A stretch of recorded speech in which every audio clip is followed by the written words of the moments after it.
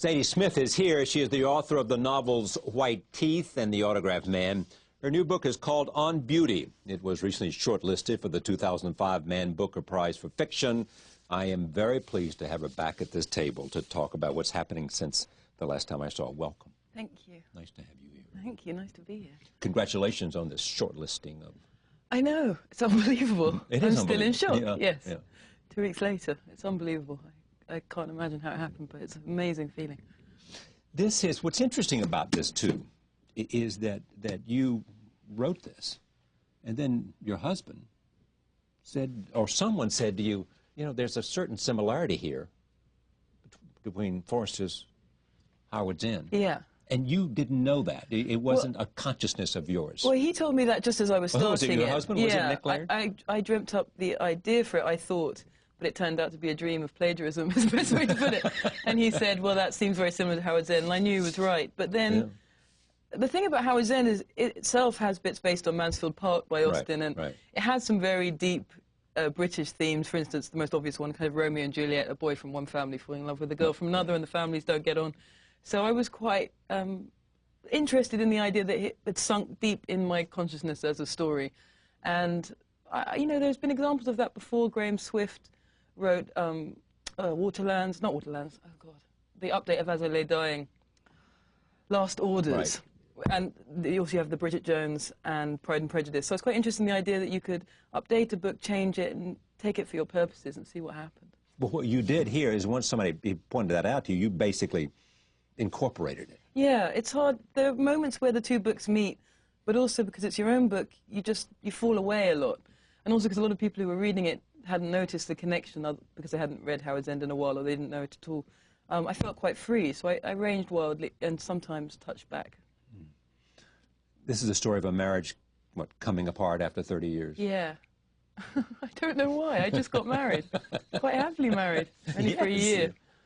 A friend of mine suggested that, she's a psychotherapist, that my whole thing is that I try and project things into the future to make them safe.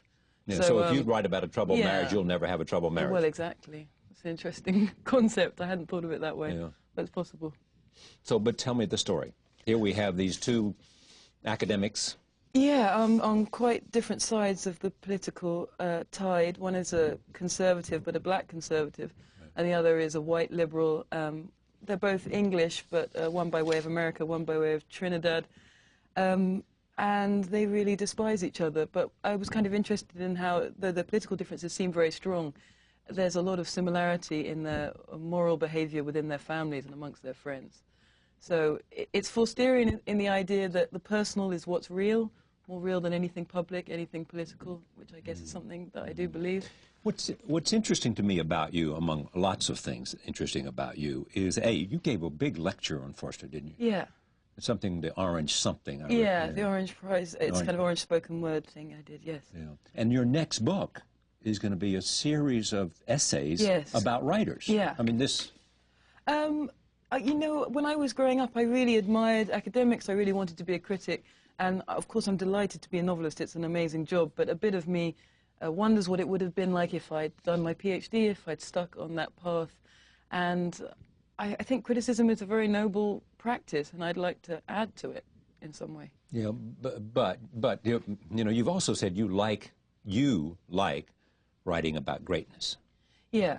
I mean, maybe that's the difference between me and some other critics. I admire critics who go out there and make the difference between wheat and chaff. Exactly. Who tell us where the strength and the weaknesses are. I think that's a difficult job, but I find my life too short to do it, and when I read a book I don't like, I'm just depressed by it. I don't feel the need to write about it, so I just don't. But when you read a book that you want to celebrate, or a writer whose talent is overwhelming. Yeah, then I find it very beautiful. And there's a critic I really admire called James Wood, who's an Englishman who writes a lot in American papers. And the criticism of his which I like most is when his love steps up to the plate of a great book, because then what you have is a kind of a piece of art in itself, and that to me is great criticism. Exactly.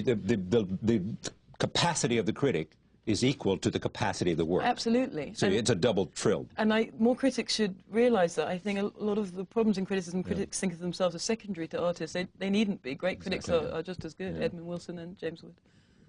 There's a new great book there's a new biography about Edmund Wilson. Yeah, Edmund Wilson is a heroic critic. And his friendship with Nabokov is like my ideal of the writer-critic relationship. So you're getting communication on both sides and not strangers to each other, which is what happens a lot these days. You frequently remind us that you're at the beginning of a career. Well, I hope so.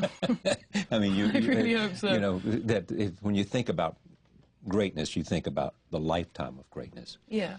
Do you, even though that's true, have a critic that understands you, that speaks to you, who reads The Autograph Man, and who reads On Beauty, and who reads... Well, I think, well, James is partly that critic, though I wouldn't say he's my best critic by a long way. He's usually pretty harsh on my books, but he takes them seriously. So when they disappoint him seriously.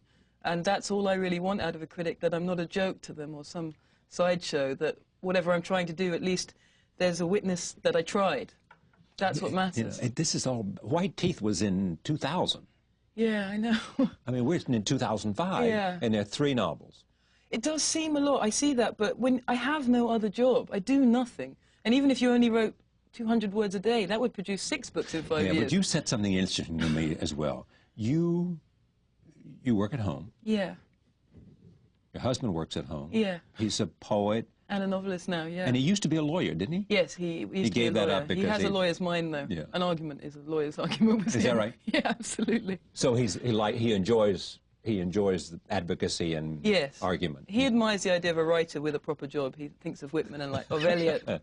That's what he thinks is important, yeah. But you say, I mean, you get on with life first, and then you write. It's partly selfish. Like, I often feel that people say, why don't you do more interviews, or why don't you do more of that kind of stuff, or do television stuff. I have a very teenage idea that whatever I have, if I have a talent, it needs to be protected, and that it's easily damaged by vain projects and just What's a vain project? Well, for me, you know... Acceptance of fame? No, maybe that's part of it. I just don't... I'm too suspicious that things like that ruin whatever it was you began writing for. So it's purely selfish. I just want to make sure that I can protect my little thing, because it isn't that big in the first place, so it needs hedging round, fencing. But how do you protect it?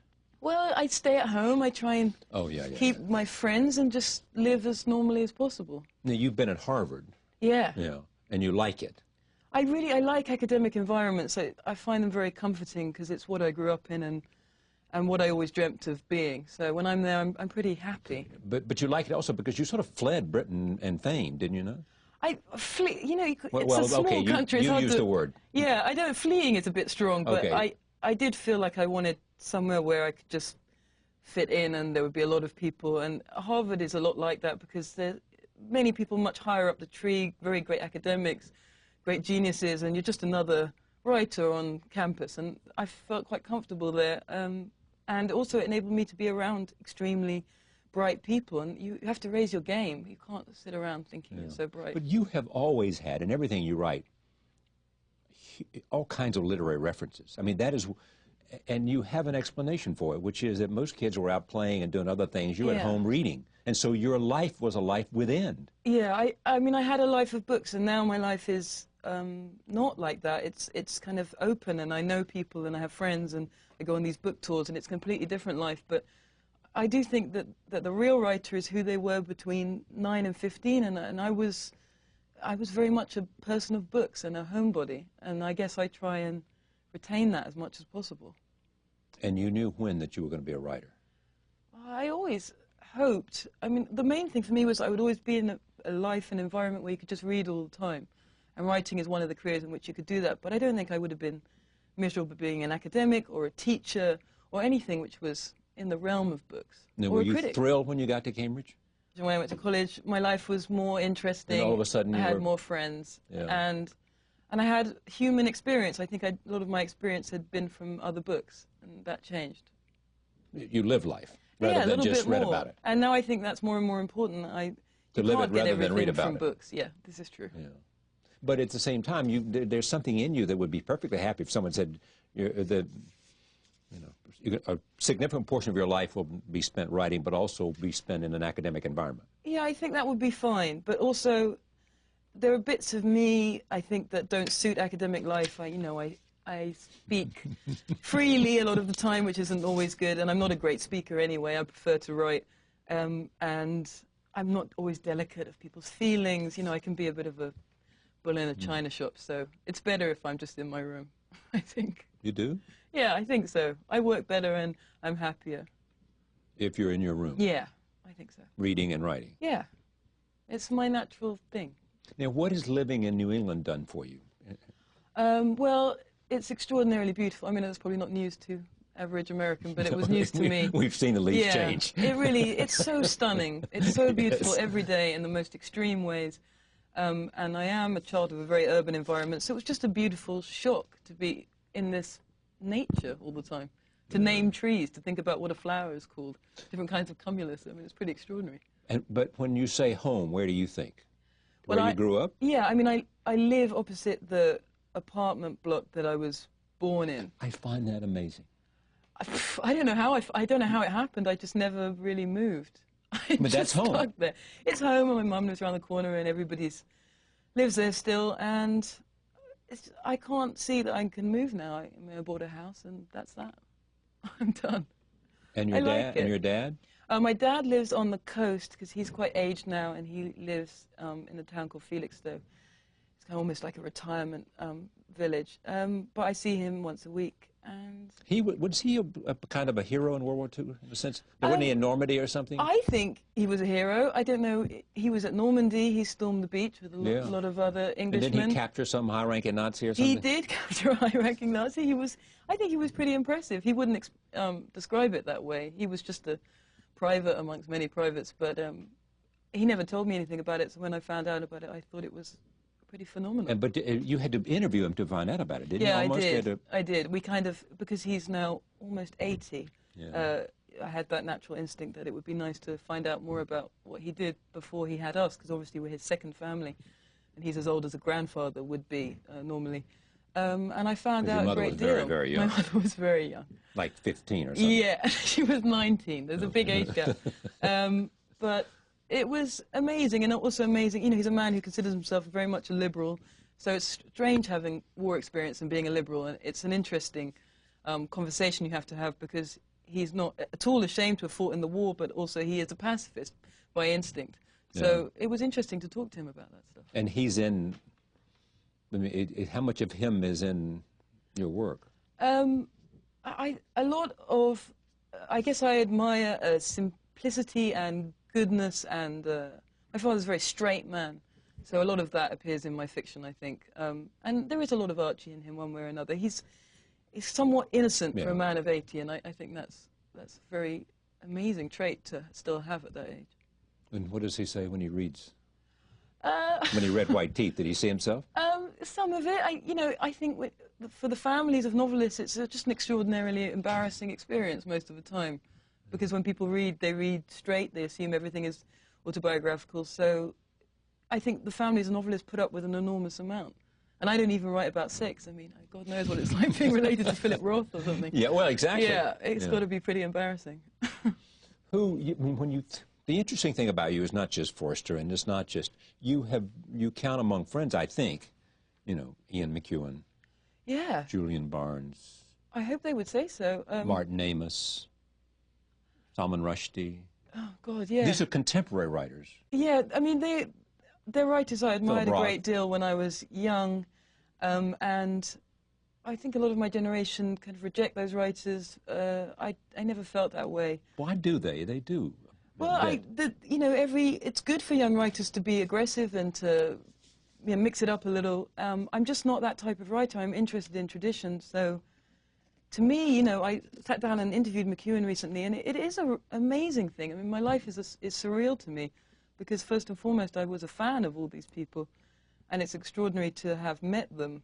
Now, you were interviewing him for the series of essays you're going to do about writers. Oh, no, it wasn't. It was actually a collection for The Believer, which Vendela Vida edits, and it was just extraordinary experience. It's something you kind of dream about. When I do things like that, I feel like I'm just another fan. I also am a writer, but I'm a fan first, basically. Are you thinking about stretching out beyond, I mean, these essays you're going to do?